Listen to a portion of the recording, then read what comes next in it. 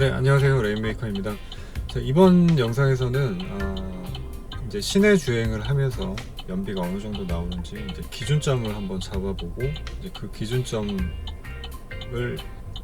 놓고 이제 연비를 얼마나 더 개선을 해볼 수 있는가, 운전을 어떻게 하는지에 따라서 연비를 얼마나 더 개선을 해볼 수 있는가를 한번 테스트 해보기 위해서 기준 연비를 한번 측정해 보려고 합니다.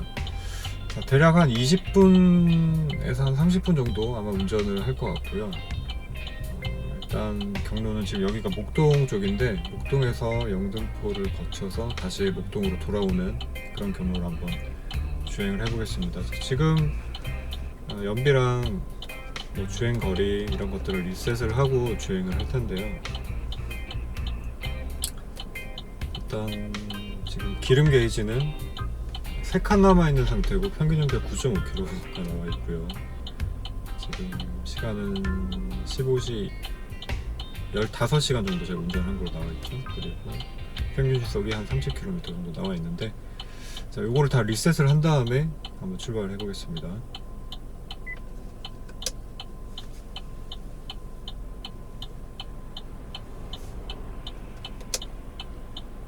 자, 연비도 리셋하고 일단 다 모든 걸 다 리셋을 할게요.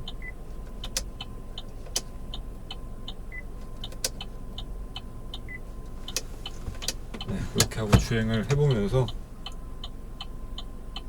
연비가 얼마나 나오는지, 제가 그냥 평소 때처럼 뭐 특별하게 뭘 다르게 한다든지 그런 거 없이 평소 때처럼 한번 주행을 해보겠습니다.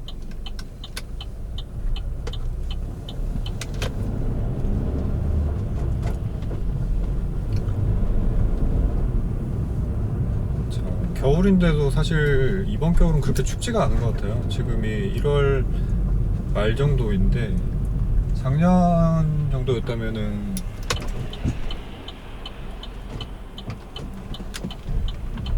지금이 한창 추울 때고 뭐 눈도 내리고 아마 그랬을 텐데, 지금 기온은 영상 11도 정도로 거의 뭐 춥다라는 느낌이 안 드는 날씨인 것 같습니다. 그리고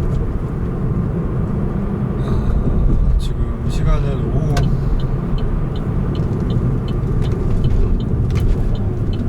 2시 36분 정도 됐고요.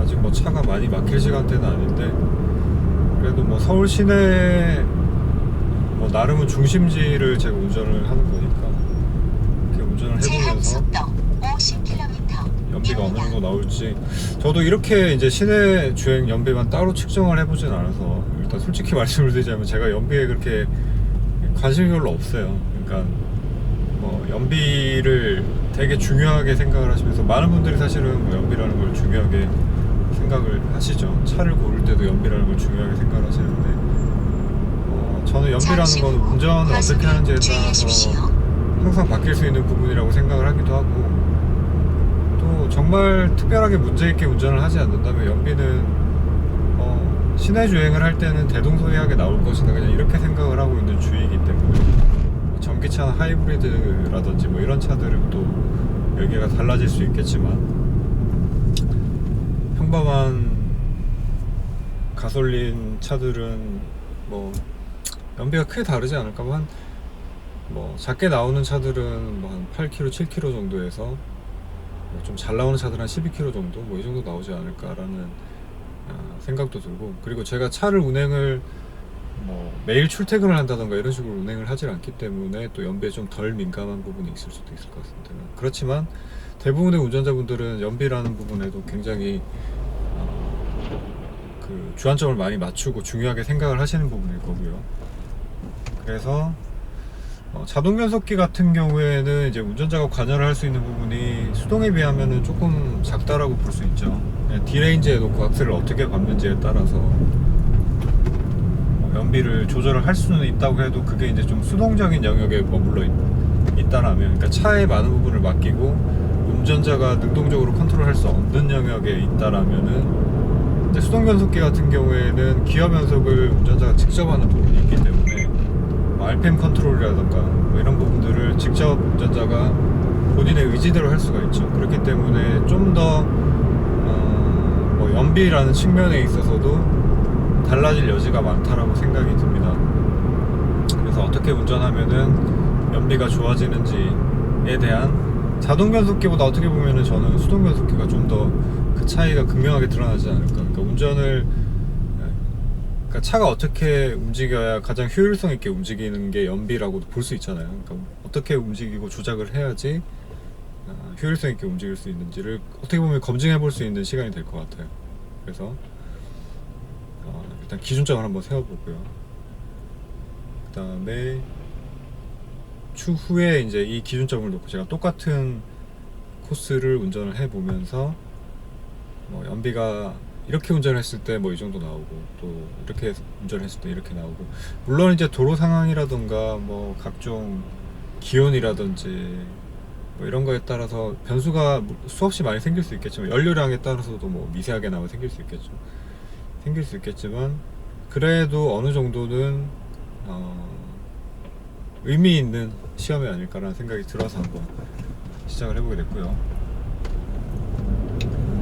지금 제가 운전을 하는 거는 평소 때랑 크게 다르지 않게 운전을 하고 있습니다.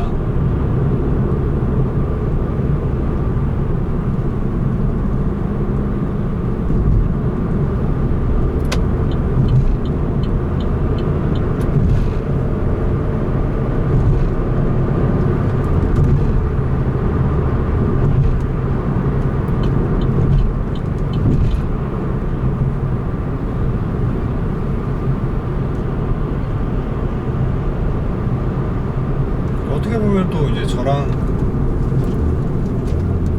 같은 차종을 타시는 분들에게도 좋은 비교가 될 것 같아요. 그러니까 뭐 아베오 수동 타시는 분들이 그렇게 많지는 않겠지만 제 영상을 보시는 분들 중에서도 아베오 오너분들이 상당히 많이 계실 것 같은데, 이제 저랑 같은 1.6 수동을 만약에 타고 계신다 하면은 비슷한 상황에서 연비가 이 정도 나오는구나, 내가 운전하는 거랑 비교해 봤을 때 뭐 이렇게 운전을 하는데 연비는 이 정도 나오는구나 라는 어떤 비교가 될 수 있지 않을까라는 생각이 들고요.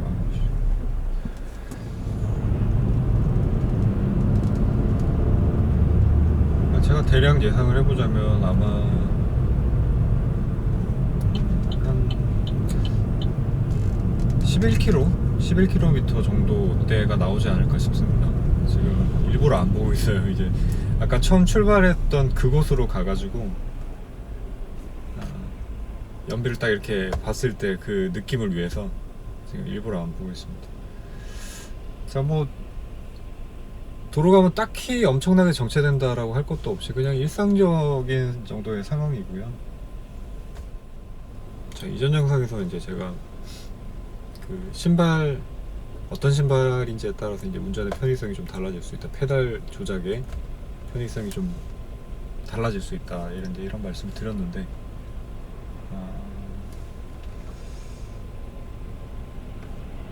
확실히 좀 그런 것 같아요. 그러니까 어떤 신발을 신는지에 따라서, 물론 제가 그 영상에서 적응하기에 따라서 다 또 맞춰서 운전이 된다라고 말씀을 드린 측면이 있지만, 그래도 편한 신발을 나한테 딱 맞고 가벼운 신발, 특히 이제 밑창이 좀 얇은 신발이 페달 감촉이 좀 잘 없는 측면이 있기 때문에 그런 신발을 신고 운전을 하시는 게 좀 더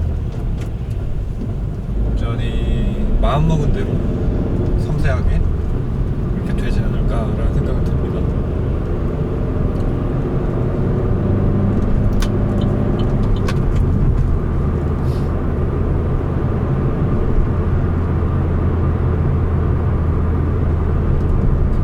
수동 운전하시는 분들 중에서 아무래도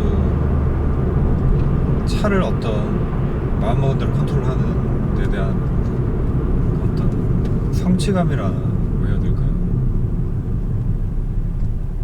그런 부분들이 좀 더 자동 변속기에 비해서 좀 크지 않을까 싶은데, 왜냐하면 자동 변속기는 뭐 일상적인 주행을 하는 범주 내에서는 그냥 가고 서고, 뭐 수동 변속기도 마찬가지지만 이제 그냥 가고 서고 과정 자체가 누가 한다 그래도 특별히 페달 조작을 뭐 과격하게 하지 않으면 그냥 차는 다 부드럽게 움직이게 마련인데, 수동 변속기 같은 경우에는 이제 이 페달 조작을 정말 잘하지 않으면 사실 운전을 좀 하신 분들 같은 경우에도 피로도에 따라서 정말 피곤한 날은 차가 좀 부드럽게 안 움직여지는 날도 있거든요. 그렇기 때문에 일상 영역에서도 이제 차가 얼마나 부드럽게 움직일 수 있는지, 또 내가 생각하는 것처럼, 그러니까 결국 그게 이제 내가 생각하는 것처럼이겠죠. 내가 생각하는 것처럼 움직일 수 있는지에 따라서 운전이 잘 되는 날은 그 성취감이 좀 크게 느껴질 것이고, 운전이 잘 안 되는 날은 또 왜 이렇게 운전이 안 되나라고 아마 느껴지실 텐데, 그런 부분에 있어서 이제 이 신발의 종류가, 신발의 형태나 무게나 이 종류가 좀 영향을 많이 끼치는 것 같다라는 생각이 들어서 이제 그 영상을 만들었었습니다. 그리고 이제 다른 수동 변속기 차들도 제가 이렇게 며칠씩 타본 차들은 사실은 뭐 벨로스타인 정도 있었고, 나머지는 그렇게 장시간 제가 시승을 해본 차는 사실 없었어요. 근데 이제 수동 변속기 차 같은 경우에는 또 어떤, 그러니까 사람의 컨디션도 있는데 차의 컨디션도 자동 변속기에 비해서는 동력 전달 부분에 있어서 이제 직결성이 더 커서 그런 건지는 모르겠지만 아무래도 그런 부분들이 좀 많이 작용을 하겠죠. 그러니까 차의 어떤 컨디션에 따라서도 주행 질감이 좀 많이 달라지는 느낌이 있습니다.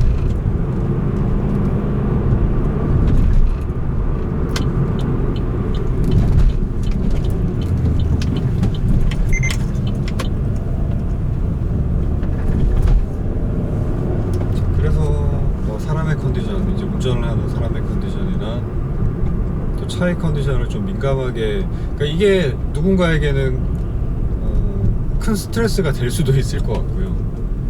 차가 좀 편안한 차만을 추구를 하는 분들에게는 분명히 이제 스트레스가 되겠죠. 왜냐하면은 익숙해지기 전까지는 출발하고 멈추고 감속하는 과정 내내 뭔가를 신경을 써야 되는데, 그런 과정들, 그 다음에 차의 컨디션이 조금이라도 안 좋으면은 내가 조작을 똑같이 한다고 했을 때도 좀 다르게 반응을 하는 부분들, 뭐 이런 부분들이 자동 변속기에 비해서는 아무래도 좀 더 예민할 수밖에 없는 구조죠. 그렇기 때문에 누군가에게는 굉장히 피곤한 영역일 수도 있겠지만, 이제 반면에 이제 그런 부분들이 차와 내가 이제 교감을 한다라는, 내가 컨디션이 좀 안 좋으니까 차가 또 이렇게 받아주는구나, 혹은 차가 좀 컨디션이 안 좋은 것 같으니까 내가 이렇게 운전을 좀 수정해서 해야 되겠구나 라는 식으로 좀 더 교감할 수 있는 영역이 많기 때문에, 그게 오히려 수동 변속기를 좋아하시는 분들한테는 큰 매력 포인트가 아닐까라는 생각이 좀 들기도 합니다. 자, 지금 저는 여기 영등포 이제 타임스퀘어에 있는 쪽 부분, 영등포 시장 쪽 부분으로 왔고요. 고가를 돌아서 목동 쪽으로 이제 다시 돌아갈 예정입니다.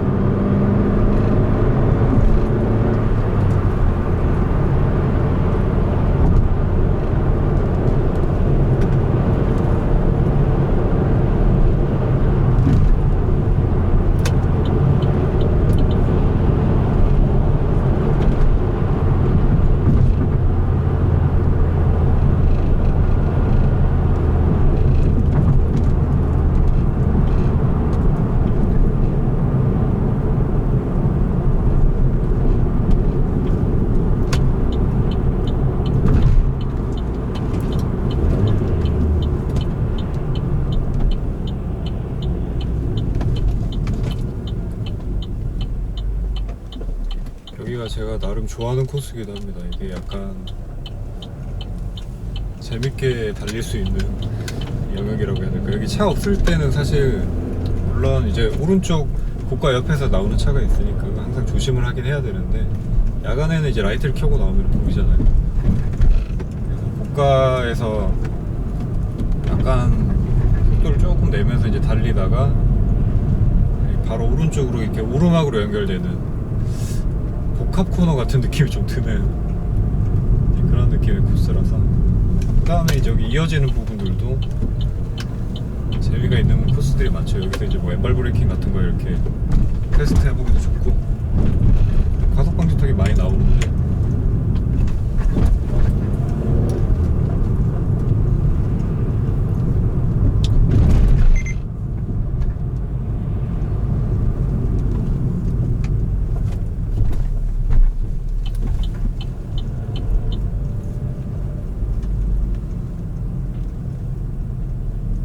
물론 지금 혹시나 높아지면서 드리는 말씀이지만, 뭐 제가 다른 영상에서도 사실 뭐 왼발 브레이킹을, 어떻게 보면 왼발 브레이킹에 대한 영상을 제가 처음 올린 영상에서는 어떤 그 택시기사 분이 왼발 브레이킹의 어떤 필요성에 가깝다고 해야 될까? 꼭 왼발 브레이킹을 써야 된다, 왼발 브레이킹의 우수성이라고 해야 될까? 그런 내용에 대해서 그때 한창 이슈가 된 적이 있었죠. 그 프로 레이서분하고 경기도 할 정도로. 이제 그때 저는 오히려 반대되는 입장이었습니다. 왼발 브레이크 위험하다, 할 필요 없다라고 말씀을 드리는 입장이었고, 그 생각은 지금도 다르지 않습니다. 똑같습니다. 일상주행에서 왼발 브레이크를, 물론 이제 그때 당시에도 왼발 브레이크를 평소 때 내가 쓰고 있기 때문에 오히려 지금 오른발로 바꾸면은 위화감이 많이 들고 위험하게 느껴진다라고 말씀하시는 분도 계셨어요. 그런 분들도 있겠죠. 그렇지만 이제 대부분 오른발로 브레이크와 페달, 악셀 페달을 조작하기에 페달 위치가 적절하게 위치가 돼 있고, 그런 많지는 않을 것 같은데, 몇몇 분들을 제외한 나머지 분들한테는 왼발 브레이크가 저는 위험하다라고 생각을 하고 있고, 그 생각은 지금도 여전히 변화가 없습니다. 똑같이 생각을 하고 있습니다. 근데 이제 뭐 서킷 주행을 하시거나 뭐 아니면은 일상 주행 영역에서 왼발 브레이크가 좀 유용하게 적용을 해볼 수 있는 상황, 몇몇 부분 중에서 이제 뭐 아무래도 스포티한 주행을 원하시는 분들 중에 왼발 브레이크를 따로 연습을 하시려는 분들이 많이 있겠죠. 원래 왼발을 쓰시던 분들이고요. 이제 그런 분들을 위해서 이제 일상 영역에서 연습을 해보기에는 방지턱안만큼 사실은 좋은 게 없을 것 같다는 생각이 저는 들거든요.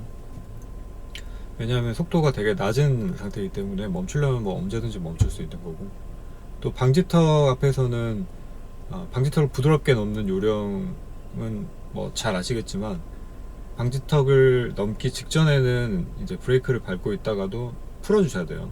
그래야 이제 앞쪽이 이렇게 댐퍼가 눌려 있는 상태에서 다시 브레이크를 풀어줘야 하중이 약간 뒤로 넘어가면서 앞쪽이 다시 원래대로 돌아오겠죠.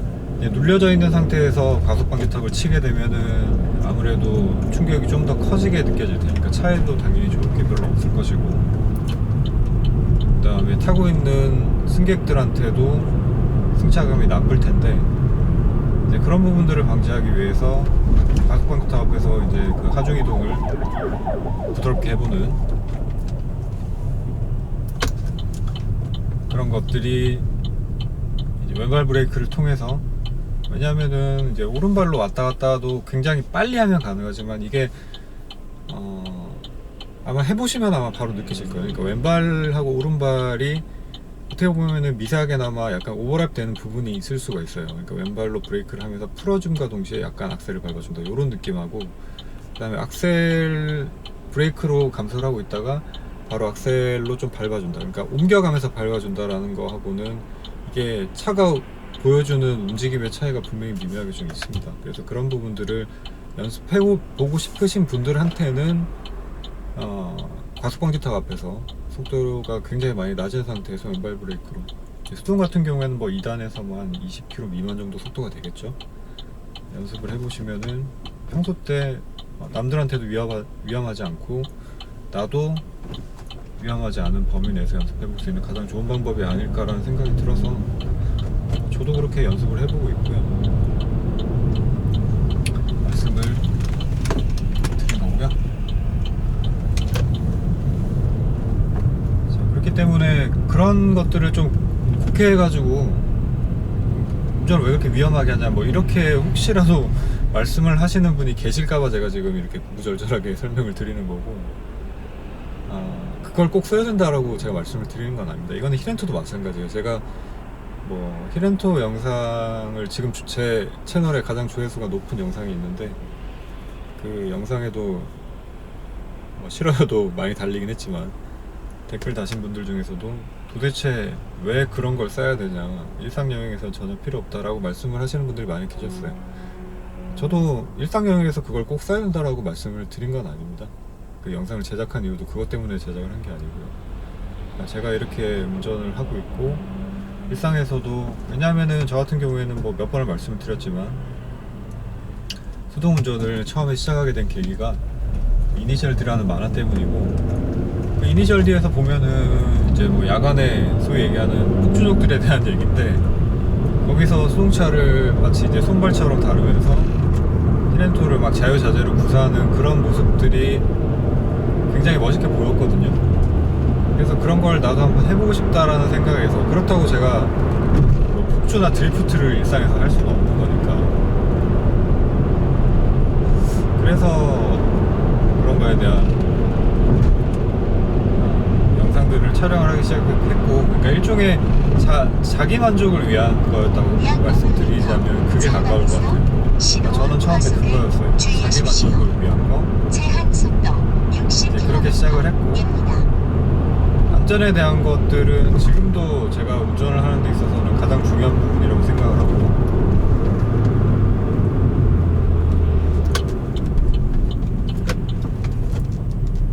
그래서 그런 부분들을 가장 주안점에 두고 있고, 근데 이제 저는 그 안전운전을 좀 더 적극적인 의미로 해석을 하기 때문에, 그러니까 제가 히렌토가 어떤 일상 영역에서 필요한 상황이 어떤 상황들이 있을 수가 있고,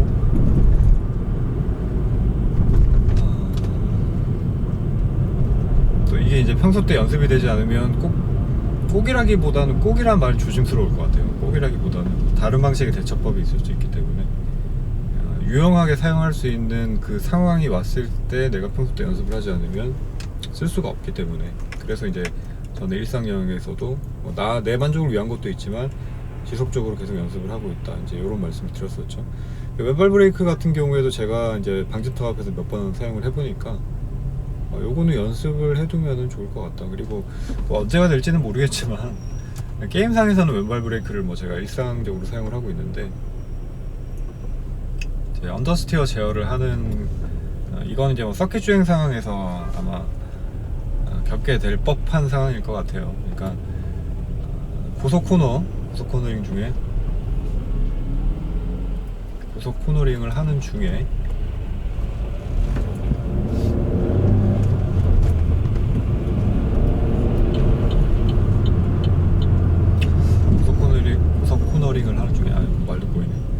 고속 코너링을 하는 중에 이제 언더스티어가 발생할 때 이제 악셀 페달을 살짝 밟고 있는 그 상태는 유지를 하되, 이제 브레이크도 약간 더해주면서 뒤쪽 하중을 조금 빼주는 이제 그런 약간 고급 테크닉. 그러니까 요것도 사실은 제가 이니셜 D에서 그 먼저 봤었어요. 그 개념은 전륜구동에서 뭐 이렇게 언더를 없애는 테크닉이다라고 해서 나온 적이 있었는데, 그래서 이제 그런 테크닉들을 이제 일상에서 조금 느껴볼 수 있지 않을까라는 생각이 들어서, 그러니까 하중 이동을 좀 더 빠르고 신속하게 할 수 있다는 측면이 있다라는 거죠.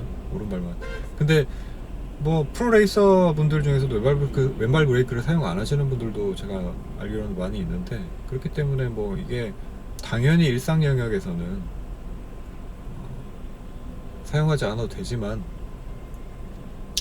누차 몇 번 말씀을 드리지만 이렇게 해야 된다라는 게 아니고 제가 해보고 싶어서 하는 거라고 이해를 하시면 될 것 같습니다. 자, 이제 빈 공간 채우려고 계속 떠들고 있죠.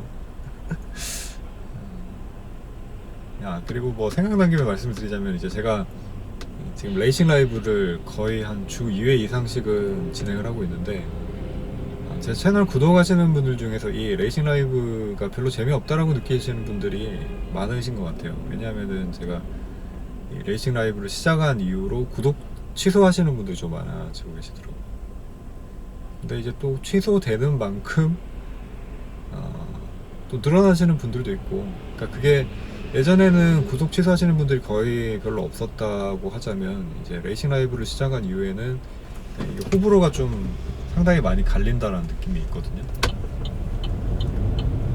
그래서 나는 이제 실제 운전을 하는 데 있어서도 이 레이싱 게임이라는 게 도움이 될 측면이 많다라고 생각을 하고, 그런 것과 연계를 시켜서 이제 이 라이브를 하고 있는 거지만, 보시는 입장에서는 뭐 그냥 단순히 재미가 없을 수도 있고요. 보시는 입장에서는 그거는 그거고 이거는 이거다. 나는 수동운전 컨텐츠를 보고 싶은 거지 뭐 게임 컨텐츠, 특히나 라이브 같은 것 그런 걸 보고 싶지는 않다, 이렇게 생각하시는 분들도 많은 것 같습니다. 그래서 제가 그런 거 별로 신경을 안 쓰면서 그냥 하던 대로 계속 진행을 하고 싶기는 한데, 이게 또 전혀 신경이 안 쓰일 수는 없더라고요. 구독 취소하시는 분들이 생기고 하면은 어떤 부분에서 이게 마음에 안 들어 하실까, 이런 생각이 좀 들기도 하고, 그래서 그런 부분들에 대한 의견도 사실은 조금 들어보고 싶은 측면이 있고요. 그리고 이제 레이싱 라이브는 그것대로 이제 진행을 하고, 뭐 횟수를 조금 줄인다든지, 그리고 예전에 그냥 구독자분들하고 제가 게임 라이브를 진행하는 게 아니라 그냥 뭐 질문 응답 혹은 그냥 뭐 일상적인 대화를 하는 그런 소통할 수 있는 그런 라이브를 했을 때 그 반응이 제가 생각했었던 것보다는 그때 당시에 이제 괜찮은 것 같아서, 그런 라이브를 한 주 1회 정도 할지 그런 생각도 좀 해보고 있습니다. 그러니까 이게 이제 저도 사실 뭐 이전에 제가 오랜만에 이제 제 아베 운전하면서 말씀을 드렸을 때도 그 말씀을 드렸지만, 이게 뭐 뭐랄까 좀 더 이상 할 게 없어요. 한마디로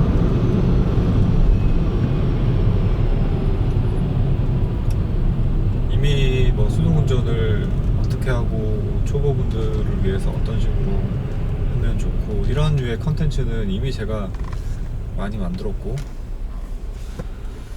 뭐 물론 했던 걸 다시 반복해서 해도 된다라고 말씀해 주시는 분들도 계시긴 했어요. 근데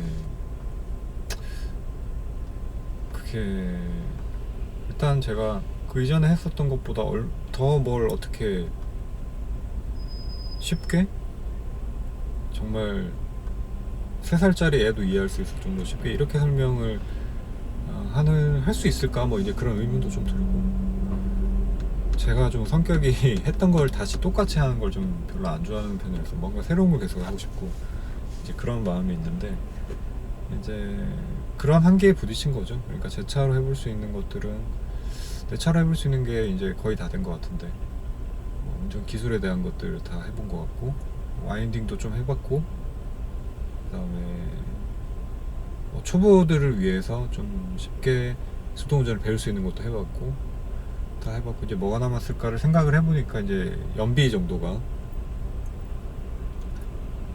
또 이제 그런 댓글을 남겨주신 분이 또 계시기도 했어요. 그러니까 어떻게 운전을 하면은 연비가 좀 잘 나오는지에 대한 그런 내용을 좀 알려달라고 말씀해 주신 분도 계셨고, 그래서 이제 지금 연비에 대한 내용을 가지고 진행을 하고 있습니다.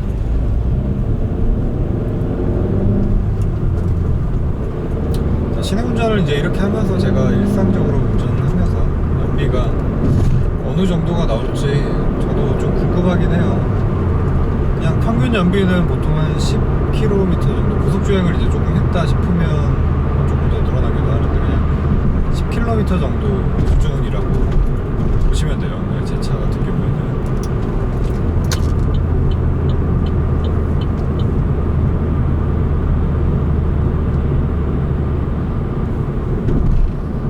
근데 지금 이제 이 짧은 거리만 제가 측정을 해본 건 아니기 때문에, 이제 주유를 할 때 정도 저는 이제 차계부 작성하느라고 연비를 보거든요. 그때 이제 주유량이랑 금액 이런 것들을 설정을 해놔서 입력을 하면은 연비가 자동으로 계산이 됩니다. 이제 그렇게 해서 나왔었던 연비랑 트립 컴퓨터상에 표시된 연비가 그닥 큰 차이가 없었기 때문에, 저는 이제 트립을 나름은 신뢰할 수 있는 기준이다라고 생각을 하고 있고요. 그래서 지금도 이제 이렇게 단거리는 사실 처음이지만 이 트립 기준으로 했을 때 연비가 어느 정도 나오는지, 시내 주행만 지금 한 거죠. 시내 주행만 했을 때 어느 정도 나오는지 이제 그거를 보고 그 기준으로 해서 이제 연비를 조금 더 좋게 하면서 달릴 수 있는, 이제 이거는 이론과 실제 검증 과정인 것 같아요. 그러니까 제가 이론상으로는 이렇게 달리면 연비가 좋아질 것이다 라고 생각을 하고 있거든요. 그러니까 그냥 일상적으로 얘기하는 것들 말고요. 그러니까 뭐 무조건 RPM은 가급적 낮게 유지를 해야 되고, 악셀 깊게 밟지 말고, 급가속, 급출발, 그 다음에 뭐 급제동 이런 것들 하지 말고, 뭐 이런 기본적인 것들이죠. 연비를 위해서 해야 될 그런 것들 말고, 이제 수동 운전을 할 때 뭐 RPM을 꼭 계속 낮게만 유지를 하는 게 연비에 도움이 될까라고 저는 의문이 있었고, 저는 그렇지 않다라고 생각을 했거든요. 예를 들면 언덕 주행을 하는데, 언덕 주행을 하면은 이제 평지나 내리막 주행하는 것보다는 당연히 이제 엔진 힘이 더 필요하게 되잖아요. 근데 그런 상태에서조차도 낮은 RPM을 계속 유지를 하는 게 과연 도움이 되는가? 저는 이제 그렇지 않다라고 생각을 하기 때문에, 그럴 때는 오히려 그냥 기어를 한 단 낮춰서 RPM을 조금 높게 가져가는 게 낫지 않을까. 그리고 뭐 레브 매칭 하거나 이런 부분들이 연비에 끼치는 영향이 클까 과연? 그런 거에 대한 궁금증도 있었어요. 그래서 이제 그런 것들을 위해서, 그런 것들을 측정해보기 위한 이제 저의 기준이 되는 거겠죠, 이번 영상이.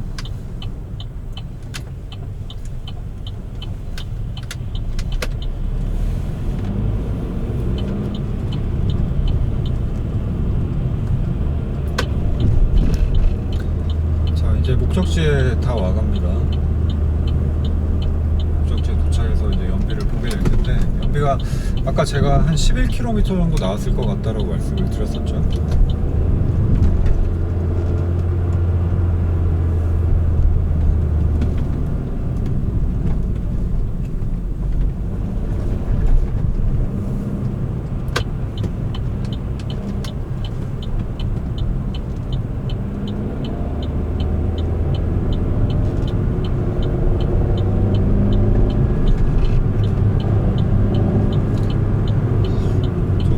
얼마 정도가 나왔을지가 되게 지금 궁금한데, 일단 도착해서 한번 살펴보도록 하겠습니다. 지금 이제 다시 목동으로 왔고, 저쪽 코너만 돌아서 들어가면 이제 저쪽이 오목공원, 오목공원 이제 아까 옆쪽에다가 차를 세워놓고 제가 연비를 그때 리셋하고 출발을 했었거든요. 그 옆에 똑같이 세워놓고 연비를 확인을 해보겠습니다. 과연 예상이 맞을지, 아니면 예상보다 낮게 나왔을지. 예상보다 높게 나왔을 리는 없을 것 같아요. 11km보다 잘 나왔을 리는 없을 것 같고, 뭐 대충 예상하는 범위 내로 나왔지 싶은데,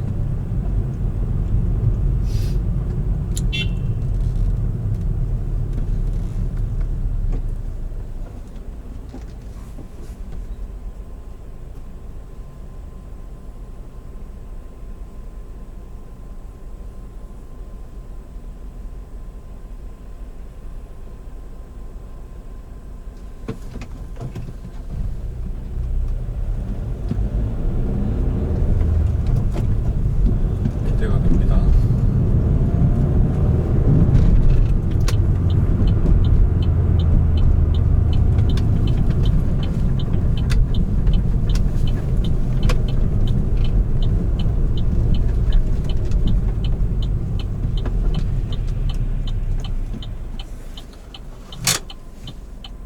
자, 이제 도착했고요. 연비 한번 살펴볼게요. 또 이제 너무 시간을 지체를 하면은 연비가 떨어질 테니까. 10.6km 나왔네요. 연비는 10.6km 나왔고요. 주행시간은 33분, 그 다음에 평균 시속은 19km 나왔습니다.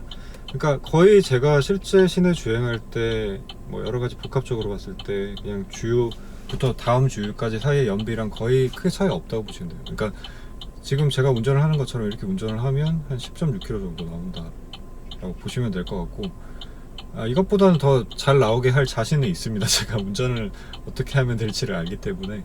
어쨌든 제가 평소 때 운전하는 기준으로 봤을 때는 이렇게 운전을 하면은 10.6km 연비가 나온다. 이 기준을 놓고 이제 앞으로 연비를 조금 더 개선할 수 있는 방법이 뭐가 있나, 저도 영상을 보면서 이 부분에서는 이렇게 하면 연비가 더 좋게 나올 거라는 어떤 그런 말씀들을 드릴 수 있을 것 같아요. 그래서 다음 컨텐츠가 더 재미가 있어질 것 같은데, 그러면 다음 컨텐츠에서 다시 찾아뵙도록 하겠습니다. 네, 지금까지 레인메이커였습니다. 감사합니다.